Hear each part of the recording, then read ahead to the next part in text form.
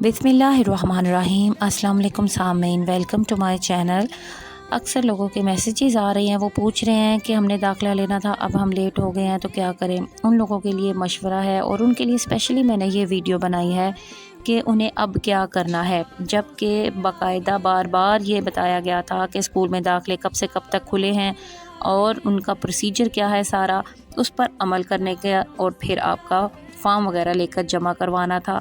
अब तो खैर ये टाइम तो गुजर गया, अब आपने करना क्या है, फटाफट आप पहने अपने जॉगर्स, तस्मे कसें और दौड़ में ये बहुत काम आते हैं। अब चूँकि आपकी ये दौड़ है और फिर आप मेरे पास आएँ स्कूल में, गेट कीपर को बताएं कि मैम फ़ायज़ा ने हमें बुलाया है और फिर मैं आपसे सारी तफसील पूछ के इंशाल्लाह आपको वहाँ पे फॉर्म दूंगी। लेकिन शर्त है कि आपने कल स्कूल आना है हर हाल में, हफ्ते वाले दिन, ठीक है। अल्लाह हाफिज़।